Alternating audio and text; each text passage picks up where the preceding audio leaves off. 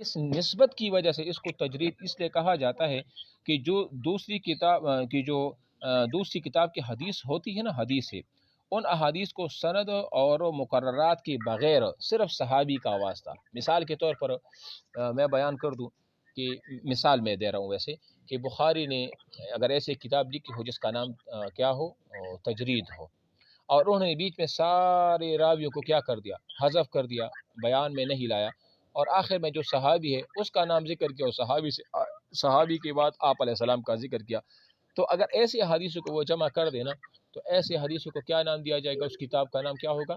تجرید، کتاب التجرید ہوگا۔ سمجھ آ رہی ہے نا؟ اچھا جی، دوسرا ہے تخریج۔ یہ جو تخریج احادیث ہے نا، یہ بڑی امپورٹنٹ ہے، یہ اکثر پوچھتے ہیں اس کے بارے میں کہ تخریج احادیث وغیرہ یہ کیا ہوتا ہے، اس کا مطلب کیا ہے؟ وہ کتاب جس میں کسی دوسری کتاب کی بے حوالہ حدیثوں کی سند اور حوالہ پیش کیا جائے۔ مثال کے طور پر جس طرح ہدایہ ہے نا، ہدایہ میں بہت سی ایسی احادیث ہیں جس کی سند ذکر نہیں ہے، اور ان احادیثوں کی سند کو تلاش کیا جائے۔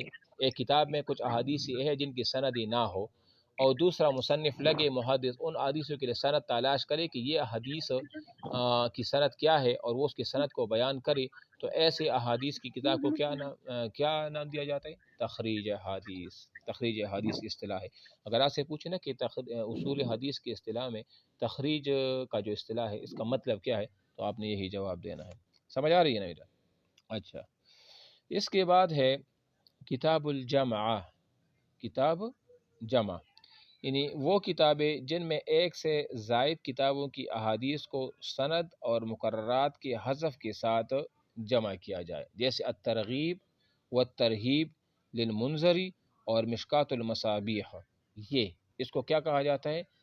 کتب جمع، یعنی وہ کتابیں جن میں ایک سے زائد کتابوں کی احادیث کو سند اور مقررات کے حذف۔ مثال کے طور پر اگر میں ویسے مثال دے دوں، امام بخاری کی کتاب بخاری میں، آواز آ رہی میری؟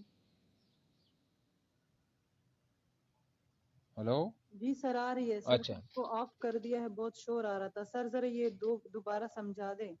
اچھا، اس لیے میں کہتا ہوں یہ شور نہیں آ تجرید رہا تو میں نے کہا کٹ گئی ہے کال، کیا مسئلہ ہے؟ سر آ رہی ہے آواز۔ اچھا اچھا اچھا ٹھیک، تب کی آن تھی تو آف کر دیے میں نے سر، اچھا یہ دونوں ٹھیک۔ دوبارہ سمجھا دیں۔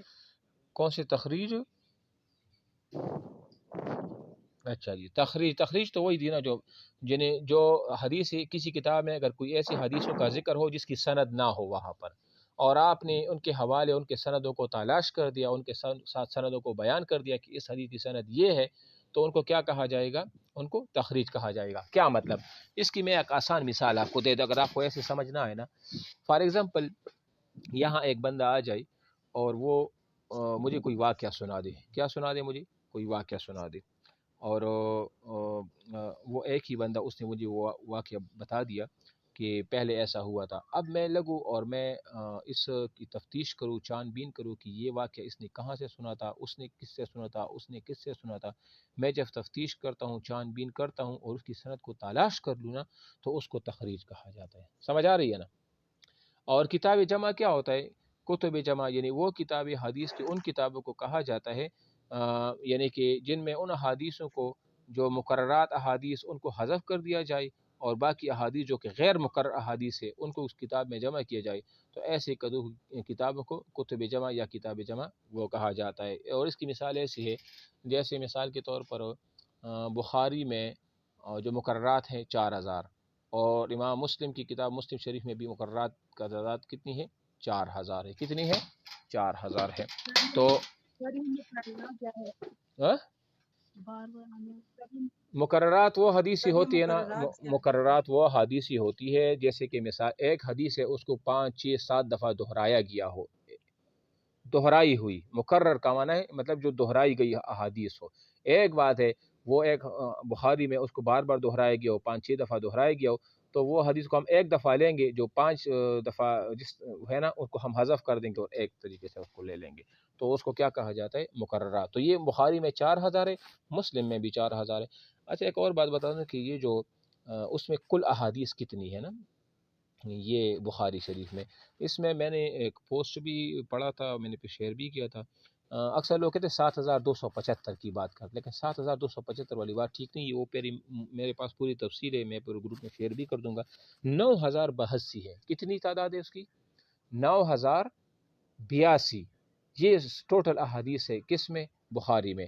اور اس کے بارے میں دو اقوال ہیں مسلم کے بارے میں، کہیں پر 12000 بھی آتا ہے اور کہیں پر 7275، 7275، ٹھیک ہے نا؟ یہ بھی تعداد جو ہے نا وہ بتائی گئی ہے مسلم کے بارے میں۔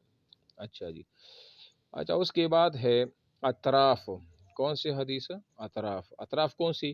وہ کتاب حدیث جس میں احادیث کا اول حصہ ذکر کر کے ان کی تمام سندوں یا مراجع کی نشاندہی کی جائے، جیسے تحفۃ الاشراف بمعرفۃ الاطراف للامام المزی، اور اس طرح باقی یہ انہوں نے اور بھی کتابیں لکھی ہے، تو اس کو اطراف کہا جاتا ہے۔ مطلب آسان الفاظ میں یہ ہے کہ وہ کتاب ہے احادیث کا جس میں احادیث کا اول حصہ ذکر کر کے ان کی تمام سند یا مراج کی نشاندہی کی جائے۔ یعنی اس کی آسان مثال یہ ہے کہ اول حصہ ذکر کیا جائے اور بعد کا حصہ ذکر نہ کیا جائے، اور اسی سے جو ہے نا انسان کو یا جو محدث ہوتا ہے، جو پڑھنے والے ہوتا ہے، ان کو پوری کی پوری احادیث یاد آ جاتی ہے۔ اس کی عام مثال میں آپ کو یہ کہہ دوں نا، جس طرح ہم اردو میں، اگر آپ لوگوں نے سنا ہوگا تلمیح، کبھی پڑھا ہے آپ لوگوں نے تلمیح؟ تلمیح کا مطلب کیا؟ ہاں اردو تلمیح اسے کہتے ہیں کہ آپ کسی کو اشارہ دو نا، وہ اشارہ سے کیا ہوتا ہے؟ سمجھ جاتا ہے، پوری واقعے کو سمجھ جاتا ہے۔ اگر میں کہہ دوں نا حسن یوسف، تو حسن یوسف سے آپ کے ذہن میں کیا آ جاتا ہے؟ یوسف علیہ السلام کا ان کی پورا وہ جو کہانی ہے نا، پورا قصہ ہے، وہ آپ کو یاد آ جاتا ہے۔ یا کوئی واقعہ ہو کیا ہو، آپ کو بھی پتا تھا اور میں نے صرف اشارہ دے دیا، تھوڑا اشارہ دے دیا اس طرح، تو اس اشارے سے آپ کو سمجھ آ جاتا ہے کہ یہ اشارہ کس طرف ہے، اس واقعے کی طرف ہے۔ تو اس طرح اطراف میں یہی کچھ ہوتا ہے، ٹھیک ہے۔ اچھا جی، اس کے بعد فہارس یا مفحرس، یہ جو کتاب ہے نا، وہ کتاب جس میں ایک یا ایک سے زیادہ کتابوں کی احادیث کو فہرست حروف ہجا کے اعتبار سے یکجا کر دی جائے، جیسے فہرست الفہارس لعبد الحی الکتائی اور معاصر محقق دکتور فواد عبدالباقی کی المعجم المحفرس لالفاظ الحدیث النبوی صلی اللہ علیہ وسلم۔ اور اس کے ایک بہترین وہ بھی ہے، اے جے ون سنگھ یا اس طرح کوئی نام ہے، انگریز ہے، انہوں نے احادیث کی 9 کتابوں کو ایک کتابی شکل میں جمع کر دیا ہے، اور اس کو فہارس بھی یا اس طرح کچھ نام سے یاد بھی کیا جاتا ہے۔ یعنی بہت سارے کتب احادیث کو ایک کتابی شکل دے دینا، اس کو یہی نام دیا جاتا ہے۔ سمجھ آ گیا نا؟ اچھا جی، اچھا ایک اور بات آپ کو بتا دوں، یہ فواد عبدالباقی سے مجھے بات یاد آ گئی، اس کی ایک کتاب ہے اللؤلؤ والمرجان۔ کس کی کتاب ہے یہ؟ فواد عبدالباقی کی۔